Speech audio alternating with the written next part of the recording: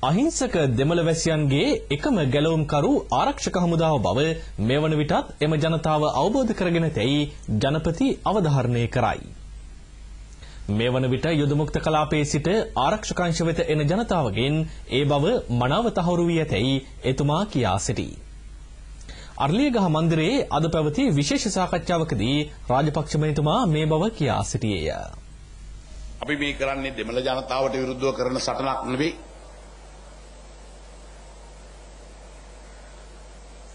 මේ කරන්නේ අපි දෙමළ ජනතාව පාගන්න කරන වැඩ ව්‍යායාමයක් නෙවෙයි. මේ ඔවුන්ට අහිංසක ජනතාව ඇවිල්ලාද කියන දේ බැහුවම නිදහස ලබාගෙන මෙහාට එනකොට තමුන්වන්සලා ටෙලිවිෂන් එකේ දකින්න එකේ වඳිනවා හමුදාවට. මේ ත්‍රස්තවාදීන්ගෙන් අපිව මුදවගත් එක ගැන පින් දෙනවා.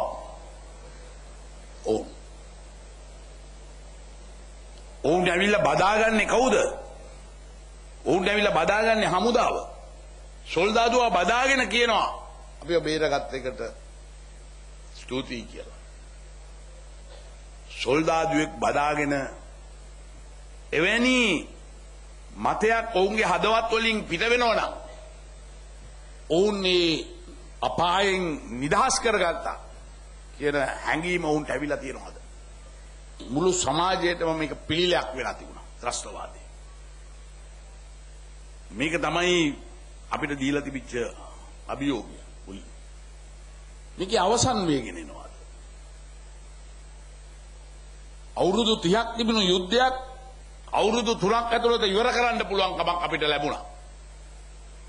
බස්නාහිර පළාතේ පිහිටුවා ඇති ආර්ථික මධ්‍යස්ථානවල වෙළඳ නියෝජිතයන් අමතමින් ජනාධිපතිතුමා මේ වන විට රජය ලබා ඇති ජයග්‍රහණ පිළිබඳ කෙටි පැහැදිලි කිරීමක් කළේය.